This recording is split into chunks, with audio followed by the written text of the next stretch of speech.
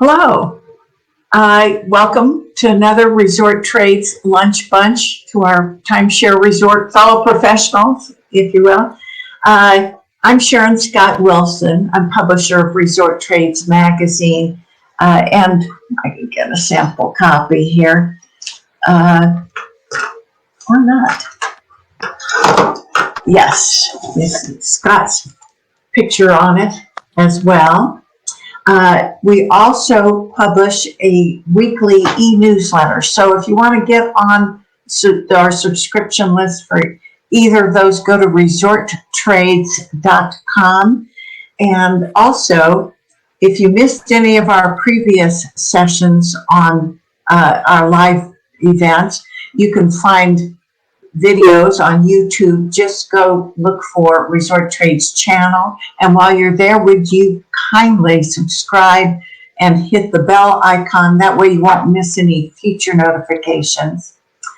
But today we are very thrilled to have Scott MacGregor. But before I introduce him, I wanted to encourage you to use your chat function and also answer poll questions, because the more interactive a session is, the more fun it is for everybody involved. So if you don't want to be identified, just mark your name as private. All right, let us introduce our guest, Scott MacGregor. Before we do, I wanted to ask this first poll, which is, what is the biggest challenge your resort faces in the next 5 years? And Scott managed to help me broaden my vocabulary to find out that attriting is the verb form for attrition. Thank you, Scott. But 80% of y'all are voting for that as being the biggest challenge. So, not to mention 16% for rising labor and operating costs. So that's very interesting. So anyway, Scott has been on the front lines of timeshare resort management and timeshare resort industry for almost 40 years. He's been managing and writing about these trends for a long time. And Scott started working in the early 80s with a firm that was converting high-end properties in Southern California into timeshare, and is now working with properties across the country as they confront their fourth or fifth decade of operations, and is now they are confronting what to do next. They have the same challenges I'm sure many of you guys do with operations, and trying to figure out what to do with the various issues that arise from aging and attriting owner bases. So, Scott, thank you very much for joining us. We used to work together. Actually, Scott was my boss when we worked at a management company together. Very fine and wonderful writer too, I might say. But welcome to Resort Trades Lunch Bunch, and we wanted to find out a little bit about what the business model is for Lemonjuice, and why is it a particularly good time to talk to a company like yours? Sharon, it's great to be with you, and as always, I enjoy talking with you about this, as we have for, we won't say how many decades, but it's been a few since we worked together. But it's really interesting. A lot of the things that we're going to talk about today are things that we've been talking about and knowing were coming down the pike at us, so to speak, for the last 10 or 15 or 20 years, and now they're here. So this is I'm really pleased to be here and talking with you and your audience today, and I think it's going to be some fun. I love the ability to poll the audience while we're going through this. And one of the things I thought was important, we talk about why we do some of the things that we do, and try to give everybody some perspective on their own properties before we talk about reimagining and all of the things that we can do with them going forward. So again, thanks very much for having me here today. The Lemonjuice business model is really pretty simple. We work with boards of directors and property managers and try to consider options for their property. We try to work with them to look down the road 5 or 10 or 15 years and then think about how we can unlock the most value and really provide options to owners. For me, that's the key, is providing options for the owners. They deserve it. They were sold a product a long time ago, many of them, that and they were told that they'd have different options as they went through their life with their product. And now I think we're at a point where we're obligated to give that back to them. So that's what we do. We help boards and managers reimagine their property in the future. We provide the working capital. So we bring in resources. We bring in money, technology, and expertise to help them both analyze and then achieve those goals once they've determined what they want to be. I think that, not to interrupt, sorry, Scott, but I think that's very unique. I don't know of any other company really that's bringing in money to help. So I think that's phenomenal. You know, it was one of the things that was exciting to me about the Lemonjuice story as I became involved with it. As you know, we've been managing properties for an awful long time, and it's always a little bit frustrating to not just have all the resources, that we're always confined or constrained a little bit by the budgets and the resources that the resorts have. And we can bring a lot as a management company, but the ability to bring working capital and the other resources that we have a real significant title research department to be able to create title plants and title reports. It's been a real pleasure. It gives us a really great toolbox to go in, be able to sit with these boards of directors, figure out the best path forward, and then know that we're going to have the tools and resources we need to go forward. So our mission statement is there. It's, again, very straightforward. Our goal is to reimagine resort properties, to really try to get the boards to think and take a blank sheet of paper and say, here's where we are. Let's consider the needs of our owners and figure out where to go from here. So, and like we said, when we look at the results from the first poll, as you pointed out, you know, a lot of people talked about the aging and attriting owners. And sure, that's been something that we've been talking about for 10 or 15 years now. But the same with the aging infrastructure of these resorts, as we'll talk about in a minute. You know, many of these buildings are 50 or 60 or 70 years old, and they're having their own aging issues that they're really coming to pass as we speak. You know, here in Florida, we have dozens, and it's actually more than 100 properties that have arrived at their 40-year sunset and are now reckoning what to do next. So taking into consideration the things that people responded to on the polls, the aging owners, the aging infrastructure of these properties, and as I say, we're not just talking about refinishing the pool anymore. We're talking about replacing the swimming pool. We're talking about really, really big capital projects that we often haven't reserved for properly, and that's coming to pass. You know, the third thing, and it wasn't the highest response on the survey, but I'd be willing to bet it's becoming more of an issue, is labor. As we're finding that the labor markets in the resorts where we are is becoming far more competitive.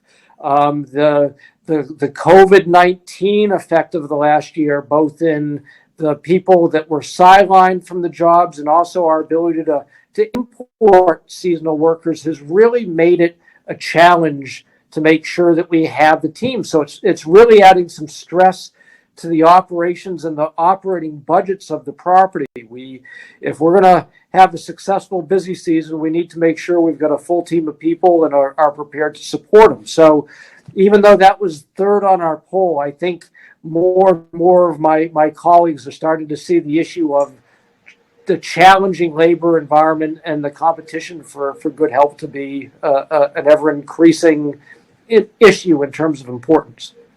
So, moving on. We do, So as I we do have another poll if you wanted to pause at this point, sure. Scott. In the last 3 years, have the owners at your resort been surveyed about their plans and desires for their timeshare ownership? And interestingly enough, earlier I was getting kind of a 50-50 yes and no response, but now it's mostly 75% no and 20% yes once. And nobody has opted for more than once. And that's really telling. And I'll as a property manager myself, we often are looking at the situation that we know. We're looking at our annual budget. We're looking at the things that we've been planning on and the things that we've been working with for many years. But we're maybe not taking. My slides are getting ahead of me, so I'll try to catch up with them in a minute. But the thing about surveying owners is really eye-opening, and we think we know what our owners want, but until we give them an easy opportunity to tell us what they're thinking, to tell us what their view is for the next 3 or 4 or 5 years, I don't think we really have the insights that we need as management companies, as boards of directors to really make good choices. We hear from, we get complaints from a group of people, and we kind of write that off as the complaints that we need to address. We hear from our owners that show up at the busy season and pay their maintenance fees on time, but I would really tell you that there's a silent majority out there of owners that are struggling more every year to pay that annual maintenance fee. And I think we'll talk more about that in just a couple of minutes, because it's really important that we go out and we ask them. And I think it's really telling that we as an industry aren't actively reaching out to the people that we represent and seeing what they think and what they want us to do. We're assuming that we know, and I don't think that we do. Do you think? Yes, I think you hit it right on the head. That people in resort management think that they have a good idea, but really, in actuality, they're probably only hearing from the more vocal owners. And also, I think in other cases, maybe they don't want to hear the awful truth. They anticipate there's going to be a lot of negativity, and nobody likes to feel like they're on the receiving end of, criticism. Yeah, sometimes it is. I think it is a little bit of sticking our head in the sand, but I think the message that they're sending us is not one of negativity. They're asking us for solutions, and the really neat thing is there's some great solutions. The answers are there. The things that we've been saying to these people for the last 30 or 40 years, that their timeshare has value, it has residual value. All of those things are true, and that's what we're here to talk about today. Is there really are great answers and options for these owners, and if we ask them what they want and how they might want us to deliver it to us, I don't think we need to be afraid of those answers anymore. I think there's some great answers out there, and that's that's part of the reimagination process that we go through is making sure that we're opening up the tent and bringing in all the owners and listening. And we've got some great tools these days. We'll talk in a minute. I think one of the outputs of the whole COVID environment is our ability to communicate electronically. I'm going to tell you, my annual meetings have a lot more participants than they ever did before. The board meetings are much more interactive now that people are more comfortable getting online. And it's the same with the owners. We've got a lot of ways now that we've had for a long time, but people just weren't comfortable with to communicate with the owners. So I just wanted to give an idea of the scale of the issue here too. The number of timeshare resorts, and I use the ARDA data that's published every year in the State of the Industry reports. the number of timeshare resorts in the United States hasn't changed very much in the last few years. It's hovered right there around 1,550 resorts. And the reason is a lot of the resorts that are being developed now are large, you know, large developments, multi-phase developments that they can build out for a number of years and build great art infrastructure around. But when our industry started back in the 70s and 80s, these were small properties and they were mom and pop shops. And in the 80s and 90s, the number of resorts went up rapidly. But it's really plateaued at about 1,550 resorts. The thing when you step back and look at that is more than 3/4 of them are now more than 25 or 30 years old. And a lot of them, as I said earlier, are coming up on their 40th anniversary. So starting to mark their 5th decade of operation. So this is not just a local issue. It's not just in the seasonal properties. Across the country, a very large majority of the resorts that we're talking about are in this situation that they've been around for a long time. The infrastructure is getting older and the owners are looking for the answer to their question of what happens next. So, well, and I'm sure when you meet with the boards, are you finding that that they are trying to, well, particularly the officers, are they reaching an area of desperation in many cases? And how do you advise them to,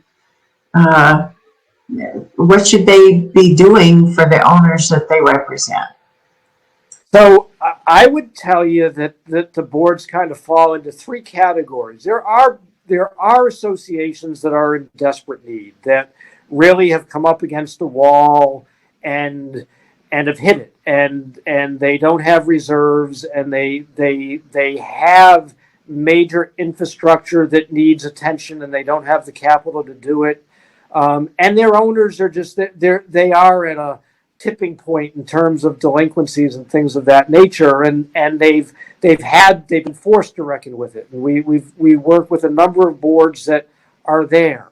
I think the second category are the boards that are being a little more thoughtful and say, great, this is a good time. We really do need to start talking about the future. And more we're talking with boards that are asking the question. They're in the situation themselves where they're at a point in their lives where they're wondering, are they going to do this for the next 10 or 15 or 20 years?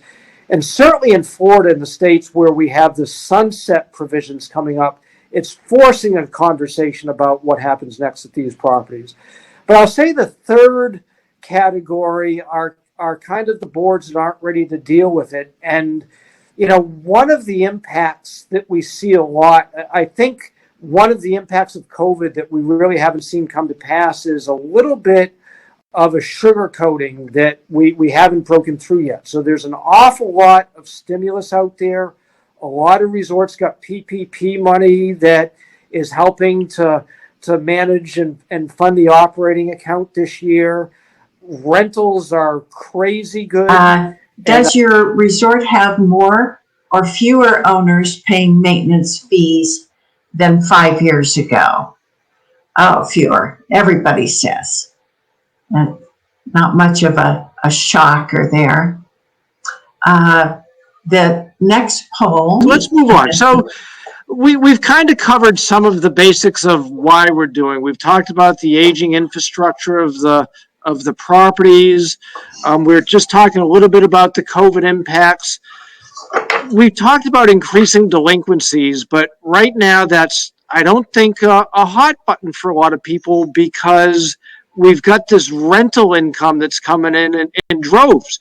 And it's a really neat story, isn't it? It means that a lot of the traveling public has come to realize that timeshare resorts are great destinations to stay in. It really reaffirms what we that have been traveling in the timeshare environment for years have already known, and this idea of residential accommodation, so spacious, 1, 2, 3 bedroom accommodations with professional housekeeping and all those things is become really a wonderful attest to the timeshare way of travel.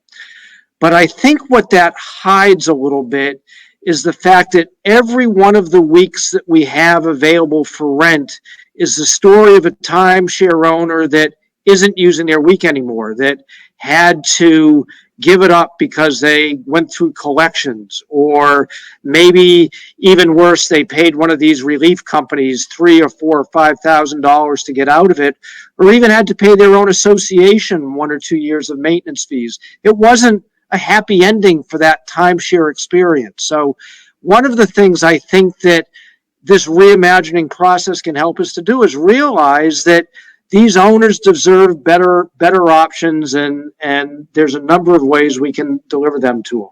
So in these polls that you just went through, they were a bit of softball, right? We know that the delinquency levels are rising, but as we just discussed, it's a little bit masked by the great rental income that's coming in.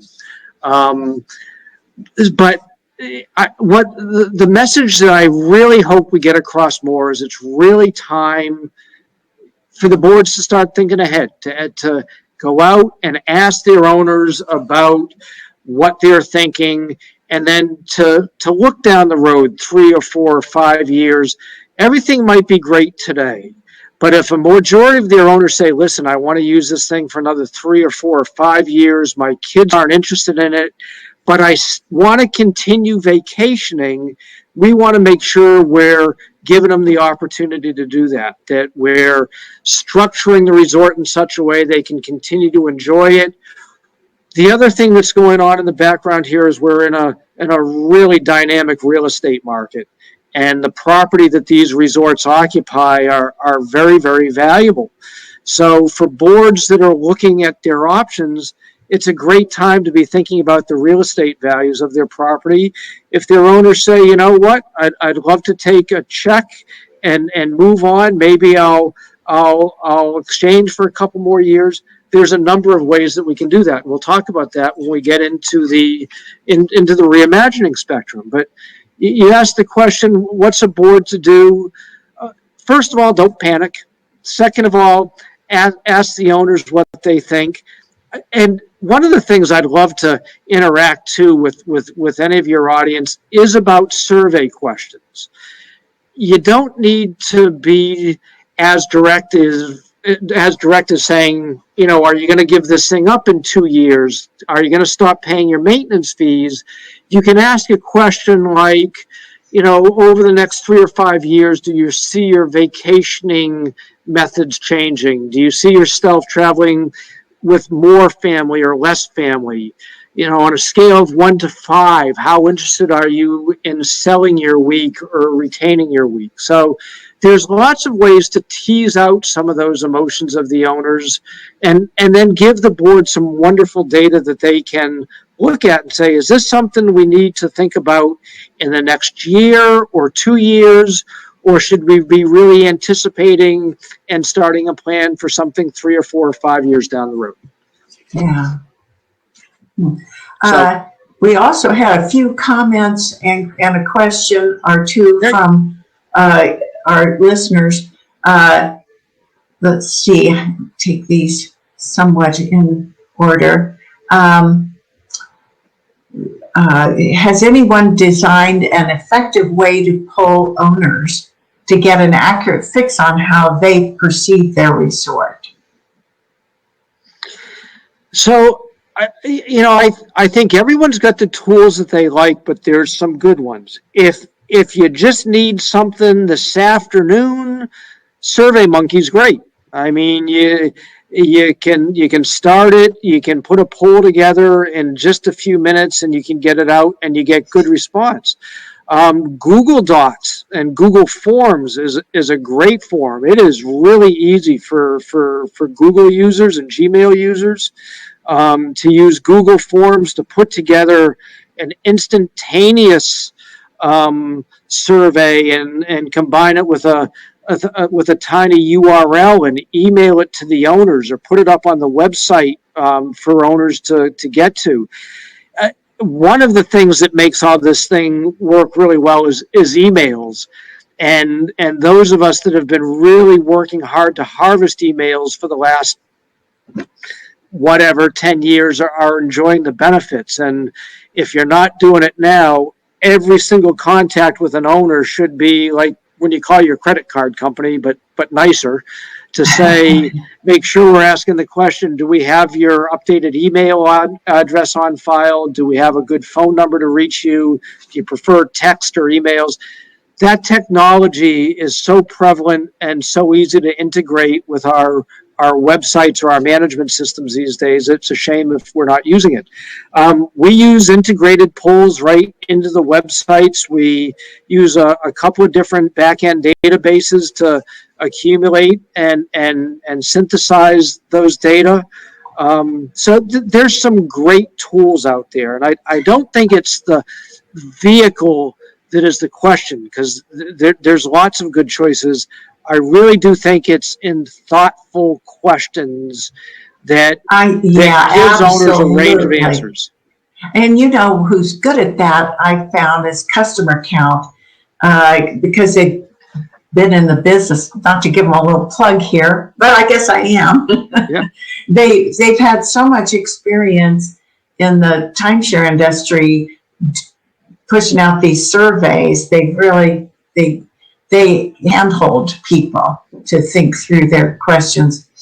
Another one, Harry Van Sciver, has Lemonjuice done bifurcated or mixed use workouts, and where you convert part of the project to whole or hotel or fractional while revitalizing the rest as timeshare? Yeah.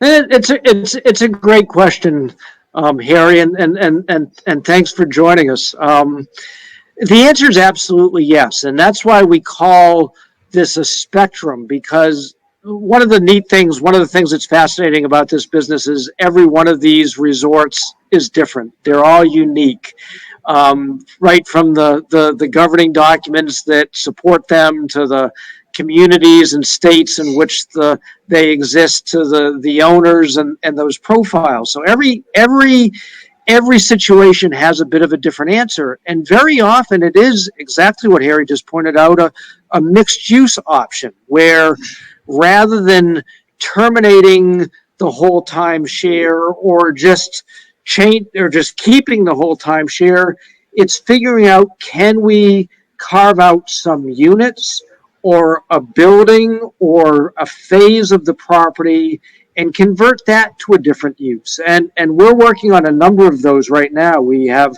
one in Florida, we have one in Maryland that we're working with, that will be exactly that process of carving out some units, and that becomes also a very interesting exercise, because we probably are going to keep those units as vacation rental units and maybe convert them to like a condo hotel use.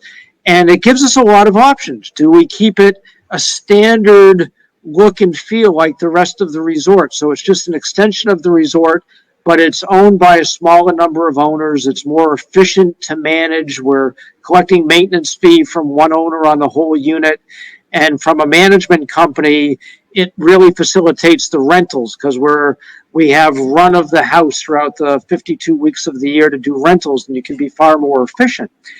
But it also gives us a chance to say, well, maybe we make this an upgraded phase. Maybe we don't equip it and furnish it and use the same linen and towels like the rest of the resort, but we take it up a couple of notches. So we make it an enclave or a reserve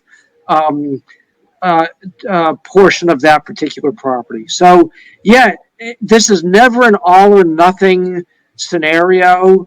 It really, we look at the owner base. We'll poll the owner base, and if the owner base, is 50 or 60 or 70% of them say, I love this, I really don't want to see it go away, then we can work around that. If it's the other way and 30 or 40% want to retain, that's possible too. it does add questions. Are we going to get a better price if we can package up the entire property? Is it going to be an easier marketing channel? But all of those fall on this perfect question, perfect timing for the spectrum of options that we have here. Yeah, good question, Harry. Yeah. I was just going to observe you at all. Harry was a guest on a previous trades lunch bunch event, and Carrie has posted in the chat session where you can find that. It's called Grow Resort Receivables Organically in 2021. And so thank you, Harry. Lisa Ann Schreier asked, has anybody else or other than Florida, have there been sunset clauses introduced? And Paul Hansel wrote, Christie Village in North Carolina has a sunset. So I've seen personally sunsets in probably a dozen different states, because very often there were commonality of the lawyers or even the developers that were developing that. So Idaho, even in New England, where we tend not to see, there are resorts that have sunset clauses. Florida, it was very much the standard, certainly in the late 70s and early 80s. It wasn't required by statute, but it was certainly a good solution and very, it was very forward thinking at the time. Unfortunately, when they started working with it, they didn't think 40 years ahead and anticipate some of the issues that tenancy in common would cause. But it's very prevalent throughout the United States. And, one of the poll questions, and unfortunately is when I was having a bit of a technology lapse, was, is there a sunset provision in your declaration? And I didn't see the answers. Did anybody say they don't know to that poll, Sharon? Let me see if I may have obliterated that. Let's see. Maybe we could reset it. Let's reset it. I asked, Carrie will do that. Here she goes. It's surprising to me how often the answer is we're not sure. And it doesn't always have to be a sunset clause. Oh, look at that, 50-50. Yes or no. There's actually 33. I guess we get a small. Well, this is still working. Still working. Small sample. Yeah. But yeah, and sometimes it's not. First of all, it's never titled sunset provision or sunset clause. It's always in the termination language that is in every declaration. And sometimes it's not very clear how it works. Sometimes it's built in more as an option that the owners can choose to vote at any time. There's a million different ways to write it, but it's very prevalent here in Florida. And like I said, very prevalent in the late 70s and early 80s, and it was often a 40-year term. So a little math tells us that late teens and early 2020s are when these things start coming up, and they really are starting to snowball here as we come up on them in Florida. So it's really important. God, it's one of the hardest things to do, right? To sit down with that declaration and make sure you have a readable copy and read it from beginning to end. But you got to do it and get somebody to look at it and give you an opinion, because these clauses and these tools are in there. And I'll say it goes a little bit beyond just the sunset provision or the termination or the 40-year term. You have to be looking at other things. There are declarations that may grant the board the authority to act as the trustee. There may be provisions that require the association to file what's called an action for partition, which is a lawsuit to terminate and sell the property. Sometimes there may be language that says the declaration has to be interpreted under the statute as it existed at that moment in time, and it doesn't give us the ability to take advantage of updates to the statutes. Here in Florida, 718 was the ruling statute in the late 70s when a lot of these things, which is the condominium statute, and then in the early 80s we adopted 721. And although 721 is designed to give tools to timeshare resorts to navigate these waters, it doesn't automatically apply to many, many resorts based on their declaration. So one of the things that we talk about when you're looking down the road is a lot of boards say, well, maybe it's, maybe we should consider an amendment to our declaration to do a couple of different things. And it might be a little more than just changing the sunset provision or the termination clauses or quorums or some of the other things that we talk about frequently. It may be specifically to make sure that you have the tools under a changing regulatory environment to make sure that you can leverage those tools as they come available. So it's technical. There's great attorneys that can read and opine on that for you, and we'd love to talk to you about it as well. So that's a great question, and thanks, Lisa, for asking it. And I'm going to tell you the sunset things. It's an opportunity. It sure gets its focus, but the answer to two resorts is never ever exactly the same. So it's a good question to ask. So the panel today was about reimagining resorts, and we wanted to take some time to talk about why and what we're talking about, and it really is a spectrum. And this is where it takes. We've talked about the input from the owners. It takes a board to sit and think about these things and look at their physical plan of their property, look at their owners. Are they in a drive-to market? Are they competitive in the community? Are there better timeshare resorts, more attractive resorts? One of the things we love to do if we're working on a restructuring of a property is partner with another property in that community where maybe we can combine the owners and help a couple of resorts at the same time by moving the owners into one resort and liberating the other resort and putting that back to a higher and better real estate use. So there's lots of options. At one end, it may just be a modernization of what we have. The technology is so important. A lot of these small properties are still working with a Excel spreadsheet, and a simple accounting program, and even a physical way to keep track of who owns the board with the dots. They're still out there, and that's fine. It's effective, especially in the smaller fixed week properties. But if we really want to be renting our inventory, we need to be on 3 or 4 or 5 or 6 distribution channels at the same time. And we need to manage those channels effectively in our rates. And we need to communicate with the owners, and all that needs to work through our website and our property management system. And there are some great solutions. We work with a platform that's very affordable, even for the smallest resort, that gives them those tools.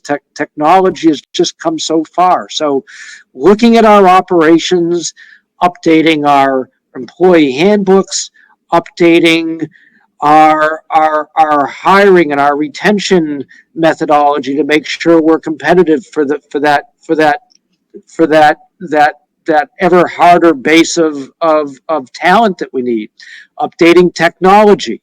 The next step is, revising the use plan. Sometimes it can be to add flexibility, to make it so that the maintenance fee can, in certain jurisdictions, become variable based on the demand of the weeks, based on a point system. We did a lot of that up in New England, where we changed it more to a trust model, so that we could have flexibility in terms of not just the way ownership works, but the way maintenance fees work.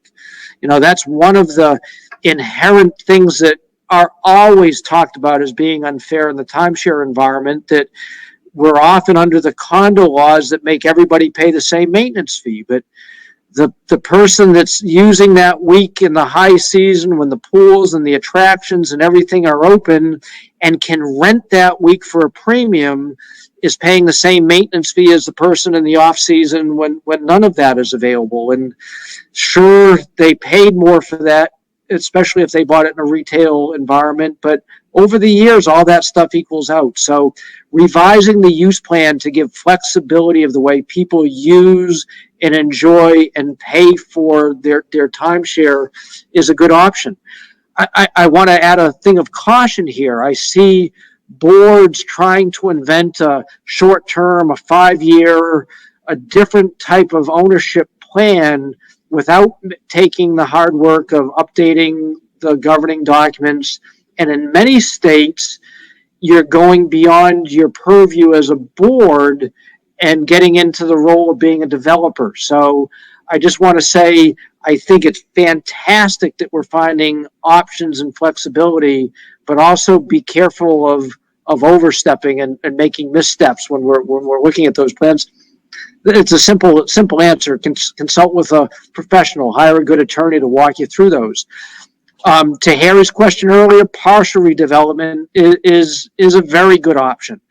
Obviously a resort where you can physically locate a phase differently and treat it differently is helpful, but it's not always the case. We're working with a number of properties right now where there are timeshare units sprinkled throughout the property, and that can work. Sometimes that's problematic. It's sometimes helpful to readdress the way that works. But partial redevelopment is certainly one of the elements, one of the tools on the spectrum here. We've covered sunset and challenges and terminations. I'd like to change the word challenges to opportunities. All of these things are fixable. They're fixable if we're doing it in advance too. If we know we need to amend our declaration, we're doing that before the property is already sunset, we're tenants in common, and many states don't have the laws in place to manage those tenants in common like we do in Florida and the Carolinas and some of the states that have reckoned with that problem of having a bunch of tenants in common if the timeshare program is terminated. So they're not challenges, they're opportunities. They're all fixable, and it takes capital. I like, as we talked at the beginning of our time together, about the advantages of having access to capital. This can be expensive to do the title and legal work that's necessary is a big expense, and there's risk involved with it, and there's time involved with it. And if you can outsource that to someone that's more and better equipped to do it, it's important. But even if you're thinking about just, I do need to replace my windows in my swimming pool and I'm going to need $1 million. That's not something that happens in 6 months or a year anymore. That's a 3 or 4 year planning horizon. So planning and all of the things that we've talked about today are our common theme. So. And I bet you run into a lot of these resorts where they have depleted reserves, and certainly that's a special challenge that we'll probably talk about in your next online event. I'll look forward to that. I know I've used up more time than a lot of people allotted to me today, and I appreciate that. But you're right, Sharon. We even those of us that really worked hard on our conscientious reserve studies, sometimes we forgot about the pipes under the ground and what it really costs to replace a swimming pool instead of refurbishing them. And so those reserve studies are I think getting a whole fresh set of eyes these days. So lots to consider. I think the message I'd like to finish with is there are great resources. There are solutions to every one of these, and this is a great time to be thinking about them. But it is the time to be thinking about them before things start happening that limit our choices. So I have one more interesting question. Well, maybe more than one question before we let you go. Marge Lemon wanted to know how many of these 25-year-old resorts have been gobbled up by larger companies in recent consolidations? And do you believe the new resort owners will do what your company is doing to update the older resorts? Marge, of course, those are great questions. And so certainly, I mean, the consolidation is just, it's mind-boggling, isn't it? How few there are of us remaining that are quote unquote independent. And so, yes, an awful lot of these resorts are now overseen by very large companies, but I don't think it really changes the dynamic at the resort level. They still have to deal with the physical plant and the physical structures that exist, the owners. And for a lot of these properties, some of these older, the legacy properties don't fit their exact customer profile anymore. So I think they're looking for those solutions as well. So certainly a lot of resorts are now in the family of larger companies, but I don't think that by itself is the solution. And I will tell you that what we and a couple other practitioners do is a little different than traditional real estate timeshare development. It really is thinking about things in a different way and applying the capital.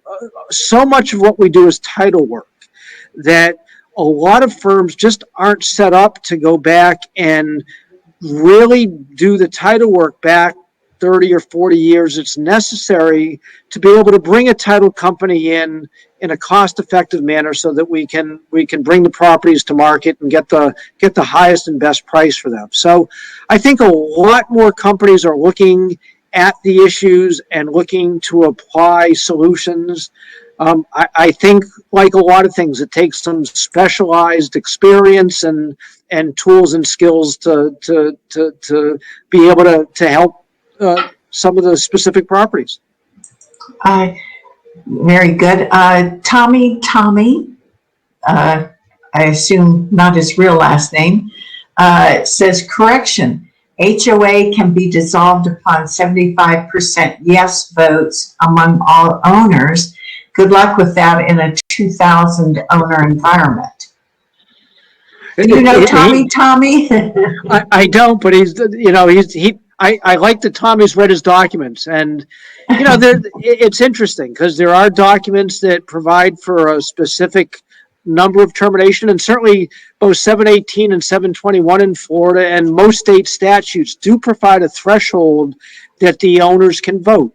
And of course, then it boils down to, do they own an undivided interest in the whole, or are they, 151st or 52nd fractional interest owners in a condominium, and all those things break down. But then he's exactly right. It's great to have that tool, but if you can't make the quorum and the voting threshold, it's like that. It's that goal that you just can't reach. And I've been involved with properties that mathematically can't reach the threshold because they don't have a provision or a way under their declaration or state law to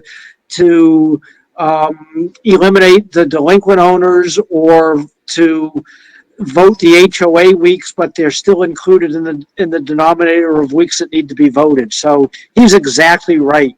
There may be technical solutions in the declaration or in state law, but sometimes they need a practical solution that's a little harder to get to, but it's there. Okay. Well, I think that about does it for our questions. We do have, if you look in your files section, you can have access to the press release that Lemonjuice recently released, and also the PowerPoint slides that Scott has used. And also in the chat section here, Jan Barrow mentions that you can contact her also about any questions you have at 863-602-8804, or email her at jan.barrow Barrow, BARROW, at lemonjuice.biz. So, and of course, all of Scott's slides and information are there. So, Scott, thank you so much for making yourself available today and sharing so much information. We really do want you to come back and do more in the future. Appreciate it. And if you're interested, this goes to our listeners, in using text messaging to communicate with owners and guests, be sure to join us next Tuesday, March 30th, and we're going to have a presentation on texting to connect with owners and guests with Anthony Link and John Shinoka from Connections AI. So thank you all so much for joining us. Thank you to all of our attendees. And if you missed any previous webinars, go to our channel, Resort Trades on YouTube. And thank you. Thank you, Sharon. Been a privilege to be with you and your listeners today. Oh, thank you. Hi, I'm Sharon Scott Wilson, publisher of Resort Trades. We have been bringing you free videos in the hopes that we can help solidify the timeshare resort community and provide you, vacation ownership professional that you are, with some useful information. So when you hit the like button or share or comment, you're helping yourself too to be more integrated into the community, helping others get to know you. So be an influencer, subscribe to the channel, hit the bell icon so you'll be notified when we post a new video. And thank you. Good luck.